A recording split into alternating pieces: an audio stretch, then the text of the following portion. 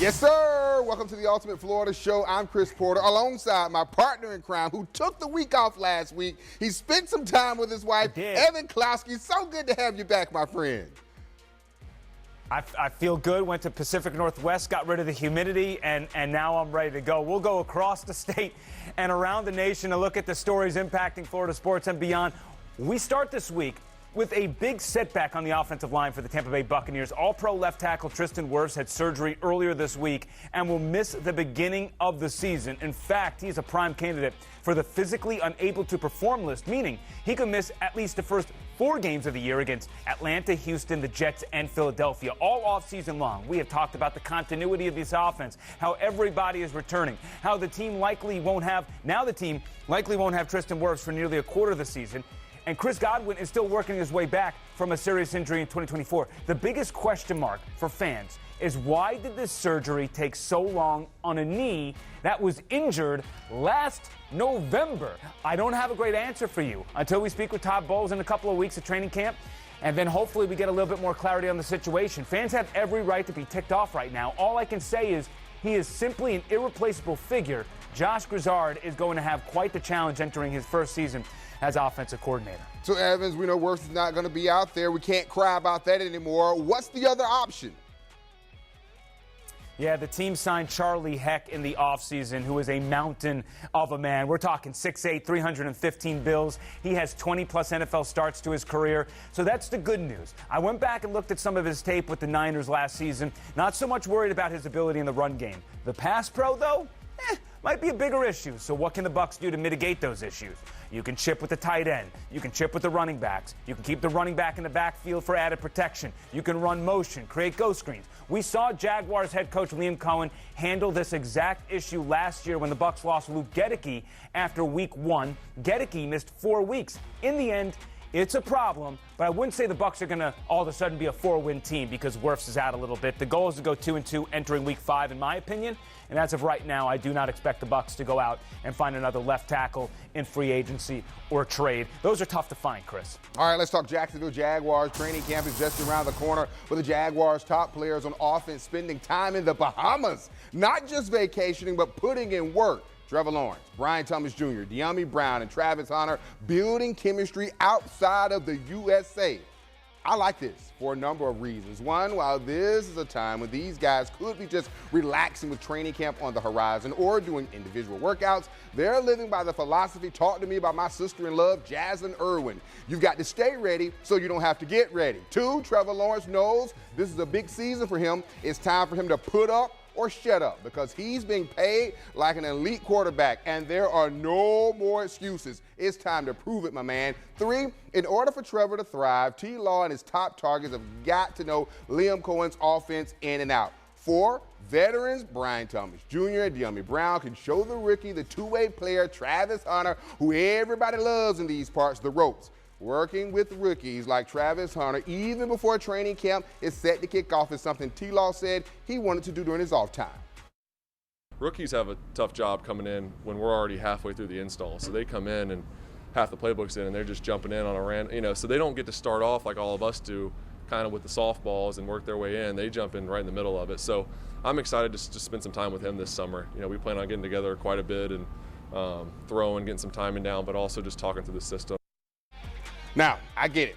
Working in shorts, like Coca-Cola says, it ain't the real thing. But I am a firm believer that you play like you practice. And if these guys, quarterback Trevor Lawrence, wide receivers Brian Thomas Jr., De'Ami Brown, and Travis Hunter can master execution in practice, just maybe Jags fans, we could return into the postseason this fall, or at least that is what I am speaking into existence, because, Evan, I do believe in the power of the tongue. Hey, you can spend a ton of hours there in the Bahamas doing the work you got to put in, and then you can also hang out on the beach, have fun with your guys. It's a good team building, team bonding experience as well, beyond all the X's and O's stuff that you got to work out. So absolutely. That's awesome to see. As for life at the collegiate level, the Big 12 held its media days in Frisco, Texas, and the conference did something uncommon. They did not release any preseason polls. The thought is it paints an inaccurate narrative of teams before they play a game, And I think they're right. Arizona State was one of the best teams last year, won 11 games, looked great in the college football playoffs, but was selected dead last in the preseason Big 12 poll. It didn't get ranked nationally until week 12. Look, I know why we do polls. CBS, ABC, Fox, ESPN, yada, yada, yada, right? They want to sell you on the big games when they come around, and it makes complete sense. However, ignoring the business aspects of this, preseason polls are complete nonsense. I mean, entering 2024, FSU was ranked 10th.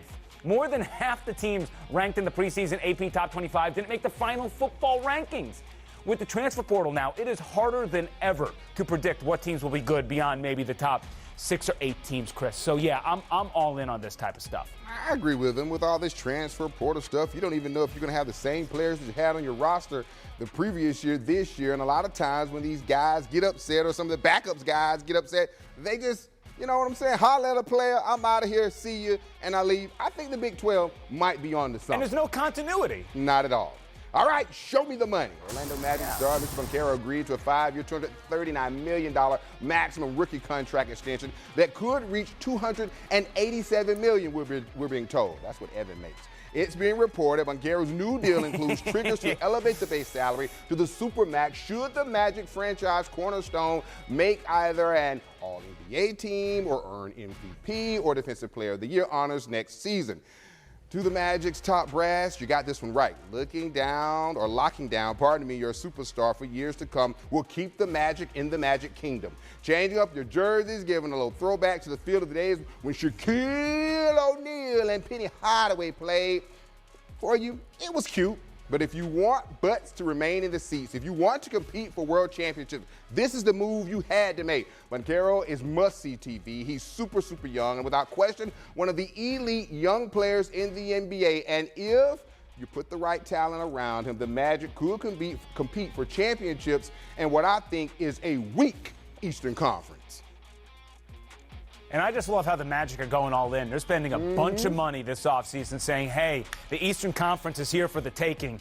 We're going to go for it. So a lot of respect to them. They might not have baseball coming down the chute, but Tampa still has their team. The All-Star break is approaching, and many Rays fans are wondering what the team will do with its starting rotation entering the second half of the season. Shane McClanahan is working himself back from injury. Joe Boyle and Ian Seymour are highly regarded prospects who are now with the big league team. For an organization that has been known recently to suffer numerous amounts of arm injuries, only 6 pitchers have started a game for this team. Drew Rasmussen is already having his innings limited because he is not supposed to go past 150 due to the elbow injuries he's had in the past. Taj Bradley, Ryan Pepio, Shane Baz, Zach Littell already approaching career highs in innings pitched. I know the Rays aren't going to sideline anyone if they make a playoff run as well. I'm sure they'll look into trading a starter if it nets some bullpen help. But when Shane comes back, he is absolutely going to be back in the rotation. They will make a spot for him. In spring training, they did not like the idea of a 6-man rotation, so watch for Tampa Bay to do some piggybacking down the stretch here, utilizing 2 starters in one game to get the job done. We know the Rays are creative when it comes to baseball, and I smell another round of creativity coming from this team. And that respect to the Rays organization, let me tell you something. Somehow, some way, they just find a way to put together a roster, and somehow, some way, you guys continue to win. And then when you think about all the stadium stuff, will they stay? Will they go? Who they're going to be sold by? To still get it done on the diamond, mad respect from here in the 904. Let's talk some soccer, shall we, my friends? Well said. Sporting Club Jacksonville kicked off training camp this week as Jacksonville's first professional women's soccer team prepares for its inaugural Gainbridge Super League season.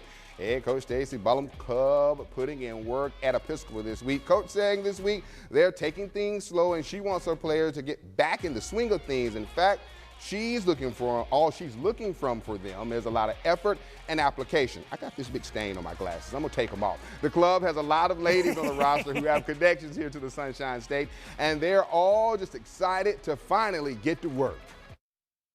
It's been a long wait, to be honest. I mean, the last couple of months we've been sitting and planning in the office, talking with the ladies before they arrived into Jacksonville. But this was the day that we've been waiting for, and finally feel like a coach again. You know, you get your identity back. But it was fun to be out there. The girls did great. Now, you already know. We asked the coach about our expectations this season. I know it's just year one. I know they're still learning names, name tags, all of that kind of good stuff. Got some experienced players on the roster. Coach said they want to win. And they're not shying away from championship talk. But big ups to Sporting Club Jags as they'll kick off their season next month. And soccer fans from the 904 and around our first coast, they're jacked up about this club. Yeah, very cool to see. And speaking of soccer, I just want to mention the Tampa Bay Rowdies hired a new head coach, Dominic Casciato, out of Omaha to lead this organization. He had quite the resume in USL League One. Let's see if his prolific offensive tactics can work out at the next level. All right, let's play the sound. And then also, yeah, let's just go right to it. A huge crash of lightning as Contreras kicked. And it's a balk. Wow. They're going to call that a balk, and everybody jumped. Mother Nature gives Jacksonville a run. It's 2-1. And Norfolk is arguing. A scary moment for the Jumbo Shrimp. The Tides players and fans, you heard that pop of lightning. This happened at around 7:20 on Tuesday while I was doing my sports cast. It scared the crap out of me. The Jumbo Shrimp ballpark, come back on cam, right across the street from the station. The loudest lightning strike I've heard in a long, long time. Evan, let me tell you something. When I heard that pop, I did all I could to remain as normal as I could be on television, but your boy was about to move something. Look, we all live in Florida, right? If Yes. you haven't had a moment where you were scared, you know what, from a lightning strike, then you haven't done this state right. So it's just crazy that they were able to score a run off that. I feel bad for the pitcher, but, you know, rules are the rules. Look, Not about it. A free agent pickup for the Jags is ready to showcase what he brings to the game, and it's not just his play on the field. Chris breaks it down next in The Ultimate Rush.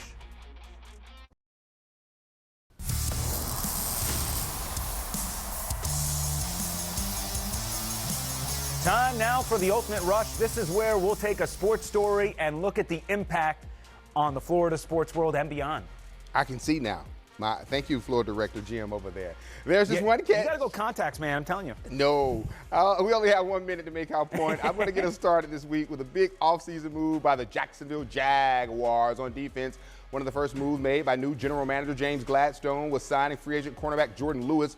Lewis has spent the last 8 years in Big D playing with the Dallas Cowboys before coming here to the River City, and he's already proving he's a terrific leader. In addition to his leadership, Lewis also brings versatility to the Big Cats defense. He's capable of playing nickel and outside cornerback. This flexibility is valuable as this team aims to create a more dynamic and adaptable secondary. Lewis says Gladstone told him, just come in and be yourself. And here's what I love about him being himself. He is not selfish. The first time we spoke with him, Lewis talked about how he never had anyone come in, take them under their wings, and tell him the do's and don'ts in the NFL. However, he has no issue doing that for the Jaguars' young secondary, in particular, Jarian Jones, which is great to hear considering the Big Cat secondary was downright awful in 2024. Jordan's leadership, Tyson Campbell hopefully being good and healthy, plus Jarian Jones and the Jaguars secondary should be better in 2025. As for the Tampa Bay Lightning, the Isaac Howard saga is over. The team finally traded their best prospect to Edmonton for another prospect in Sam O'Reilly. Howard is the reigning Hobie Baker Award winner, which is essentially the Heisman in college hockey. We still don't know exactly why Howard and the Lightning could not get on the same page. There are two reasonable explanations. One, either he was mad the Bolts didn't bring him into the fold late last season so he can burn a year of his entry-level contract, or two, he saw he was not going to be a top 6 player on a veteran team littered with a ton of future Hall of Famers and wanted to go to a location with more possible playing time in the future. Having said all that, I think the Lightning did really well for themselves here. Sam O'Reilly does not have the ceiling Howard does. There is no way around that, but the Bolts are still stacked in their top 6 for a long time. Meanwhile, the reason they have not won a playoff series is because their depth has not been good enough. Sam O'Reilly is going to be that depth piece, a stingy two-way player who can forecheck, hound pucks on the PK. In a scenario where Julien Brisebois had his hands tied, I think he did really well for himself. I like that, Evan. I like that. He did do well for himself. Now to the heart of the game. And these are the stories that take you beyond the X's and O's into the heart of the game. And this week is a story about a little sisterly support at Wimbledon. Yeah, you got the week off or what? Shout out Morgan Stanley. After a win, Ben Shelton pleaded for more time off for his sister since he kept winning at Wimbledon. Her bosses heard and approved Shelton would make it to the quarterfinals before losing to top-seeded Jannik Sinner. But we love that support from family, whether it's a sister, a mother, a dad, a girlfriend Shelton had there as well.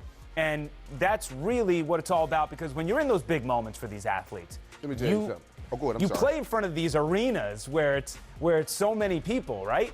And you're still looking at the 4 or 5 people who are closest to you, and that gives you the most strength. Listen, I'm a country guy. I love my family. I was on a podcast the other day saying you can always tell when a guy is country when he says, we lead with love. We're all about love. I'm going home this week, so to have his sister there during Wimbledon, it just doesn't get any better than that, my friend. Bottom line, point blank, I'm down with it. The countdown is on to baseball's All-Star Game and the Home Run Derby in Atlanta up next to the Ultimate Stakes. What do you think will take home the hardware?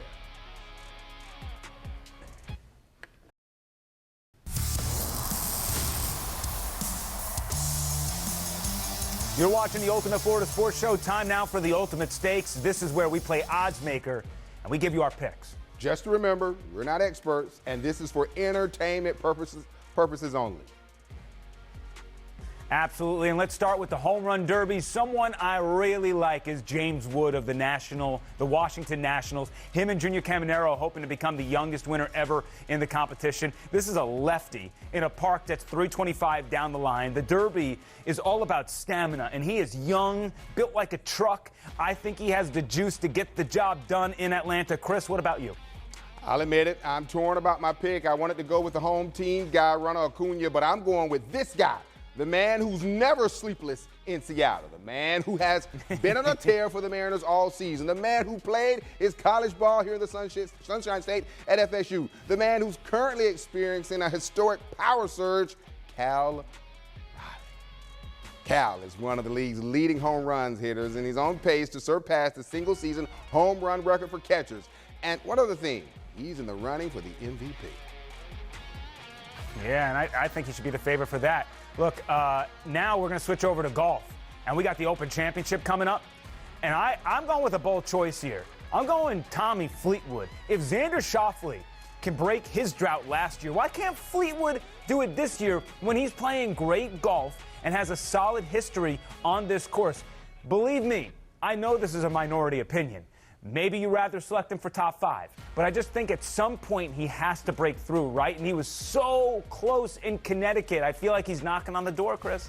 I'm not a betting man, but if I were, I would put my money on the world's #1 ranked golfer, Scotty Scheffler. Scheffler leads the way as the betting favorite, and after a slow start this season, Scheffler suddenly has 3 wins, including his 3rd major triumph at the 2025 PGA Championship. To capture his 4th win of this week, or the year this week, guess what he'll have to do? He'll have to get past the man just behind him in pre-tournament betting odds, Rory McIlroy. Yeah, Rory's going to be a big pick there heading back home. Now, we've seen them in the minor leagues, and now we'll see them in the All-Star game. In our last word, I'll weigh in on the robot umpires and the impact it could have on baseball. Right.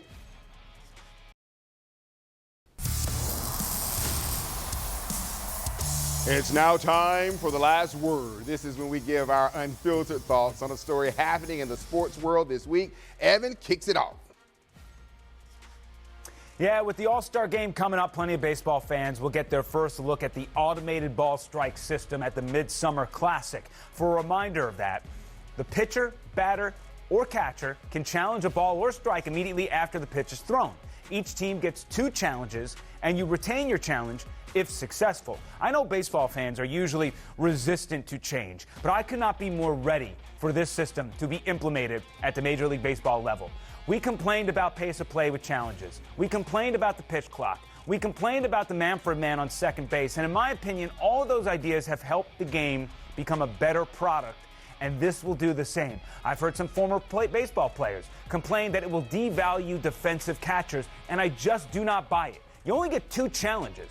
The catcher will still be instrumental at stealing pitches. We just have to get rid of the atrocious missed calls by umpires, which happen far too often. So hopefully this is an all-stars thing that becomes a real thing next year, Chris. And before we go, I got to say happy birthday to you, my man. The fact that you're now legally able to drink at 21 is such a big deal, so I'm excited to see what you can do out there. Thank you, my friend. Have a great week. See you next week. Same time, same show, same channel.